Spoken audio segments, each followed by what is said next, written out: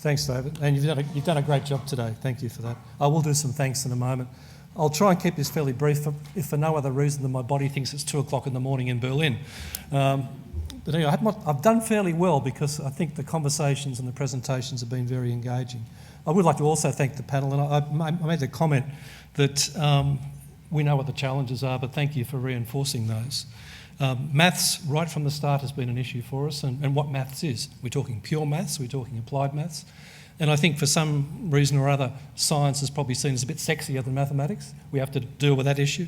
I think some of the case studies and some of the units and things we've developed did have a science focus, and we chose things that also had mathematics in them. I think we've got to flip that to some degree.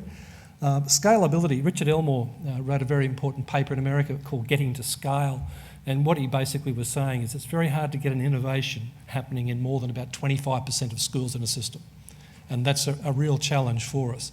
And the other part that goes with that is that often the people that you really want to reach are probably the most reluctant to connect with you. So we have to work on that, and that's why initial teacher education and ongoing professional learning is so important.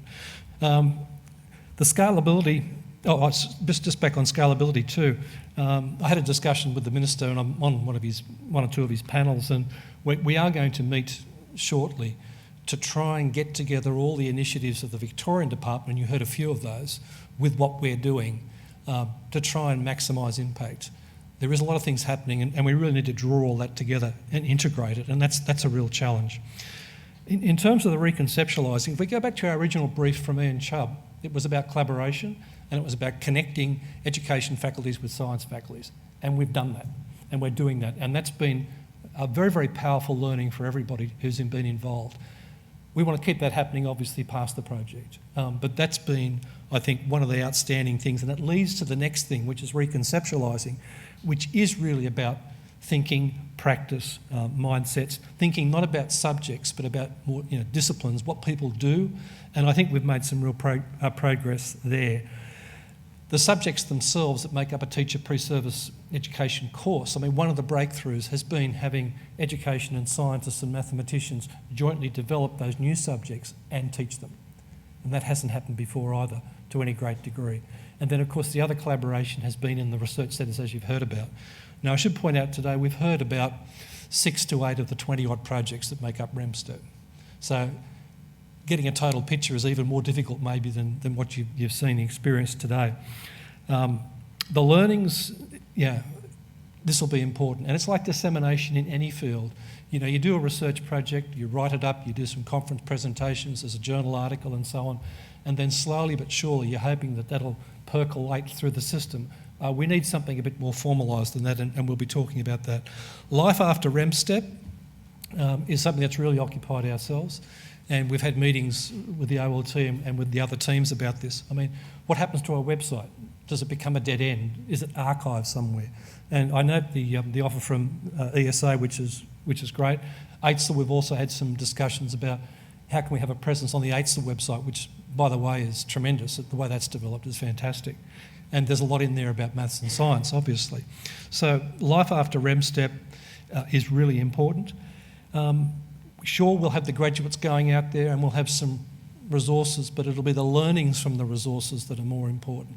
I think there's, I mentioned this morning, topping up content, topping up pedagogy and developing resources has been the traditional approach, and it hasn't worked that well.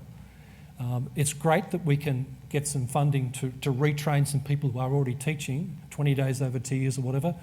That's a commitment of the state government, great, but we need more than that. It is a bigger issue, as a number of the people in the audience have mentioned there. 2016, we will have a focus more on mathematics across the various universities, and certainly at my university. We will be trying to bring together the essential learnings and the models, and it's a meta-analysis of about 20-odd projects, and that takes some time. You learn by doing, and we're learning by doing as we go through this project, and that'll be a key thing for us. Our dissemination plan will be very, very important too. We want to keep track of our graduates beyond the project. My personal one, which I've been on about since 2002, as I mentioned, is the specialist maths and science primary teachers. That's now happening through TMAG, but we want to track those people. We want to see how those people are being used in schools, how they're adding value in schools, and that'll be very, very interesting to follow up. But it's not just resources, it's about changing thinking, changing practices. I think one of the most powerful things is this project's been about connecting expertise that has been in silos. And if we can connect that expertise for mutual benefit, that'll be a major outcome of the project. But I keep on coming back to what our brief has been and the other 4 projects. No, we can't change the world, but we will hopefully inject into that some evidence, some practices, some principles that we've found to work. And then it's like any other innovation. You hope that it gets taken up and 1,000 flowers bloom. In terms of all those 48 education providers across Australia, getting agreement across those on anything is a very great achievement. So we'll obviously be trying to influence, as will the other 4 projects, what happens there. There will be some embedded change. There's already some embedded change at all 4 of the universities just involved in ReMSTEP in terms of new subjects, approaches, practices and so forth. Those things will go on. Complex problems require complex solutions, and that's not popular out there. People want quick fixes to this, and one of the reasons I gave you that diagram this morning of, just some of the key points that we need to sort of address if we're going to sort of break this cycle of people teaching the way they were taught and getting the same sorts of outcomes, or even declining outcomes, which is the experience that we've had. So this conference was, very much about sharing where we're up to, getting your response, getting your feedback.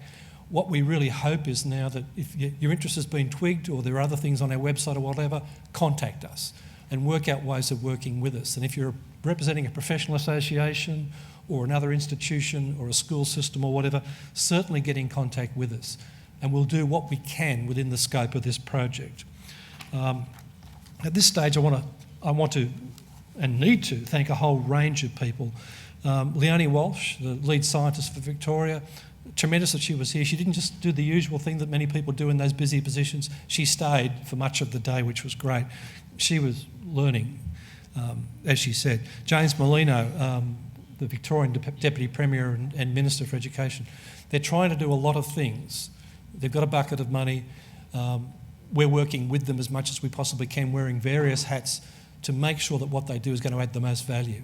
So I really appreciate the Minister coming today. The fact that we had the lead scientist and the Minister, I think, has added some weight and status to this project. David, I've mentioned for his work as MC, which was terrific. A hard taskmaster. Kept us on time and kept to the chase as much as possible. Daniel Nichols, these people are here. Where's Daniel? Yeah, there he is. Daniel's our project manager and has obviously had a crucial role in this project. He stepped into the manager role, a year or so after it started, so that's even more challenging. And Daniel's done a great job with the organisation of all of this, the project and the conference itself. Jenny Pizzina, is Jenny here? Hello Jenny. Jenny's our educational designer and increasingly will have a major role in getting this stuff out there. There's already work on the website, some of the various resources and approaches and so on that Jenny's had a lot to do with. Albert Pentecost, where's Albert? There he is, done a fantastic job. All the branding, the website is down to Albert and his work, and terrific job there. Again, that website's going to become even more important in the next 12 months or so.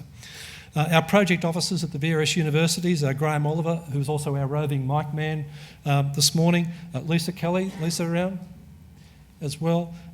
Daniel again from Melbourne. Nick Tran, is Nick here?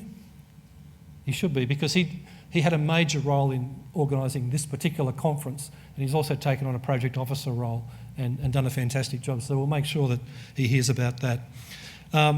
Reggie Bowman, Cam Mitchell, one of the key outcomes today will be video and capturing some of the discussions and so on, and we'll disseminate that to you. And we would encourage you to pass that on through your various networks. The chief investigators for the project, many of whom are here today, and you heard some of them speak, thank you for their work. The project team members who are here, the partner investigators and the people involved in the various projects, the pre-service candidates and the undergraduate students and the graduate students who are here today. We were very, very keen to have those people represented and to hear what their experience of their various projects has been. And I think it's probably been universally positive, but maybe that was the reason they were chosen or they volunteered. But certainly our reference group members, we really appreciate your time and input. It's really good to have that critical reflection and those hard answers or hard questions, and we're dealing with them, as I said.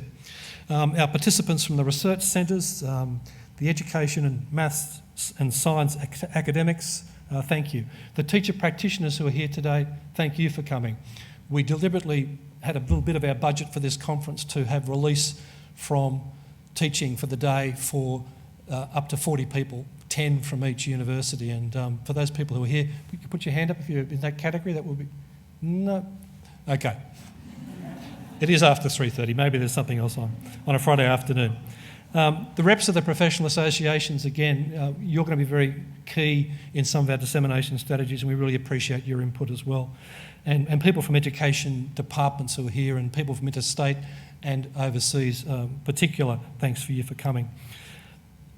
A lot of collaboration today, a lot of networking, a lot of sharing, which has been really important. And as I said, one of the major outcomes is about connecting the experts and connecting the expertise, particularly breaking down some of those silos and keep on coming right back to what Ian Chubb wants, which is basically connecting education and science and maths departments and academics and so forth. It's about producing new knowledge, but it's also about changing practice. One final little thing, an article came out today. There's a website called, and it's basically pursuit.unimelb.edu.au. We'll tweet it out and we'll send it to everybody here, but it's got an article on some of today's outcomes.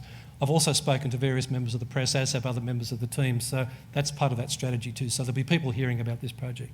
So with that, thanks to everybody, thanks to all those who've stayed to the end, and keep in touch with us. We want to do this again next year, or maybe early 2017. We'll see how it goes, what's the most appropriate time. But keep in contact, ask some questions, connect up, use your own means of dissemination. It's, as we said right from the start, open dissemination is our aim of the game. We're not hiding our light under a bushel. Thanks very much.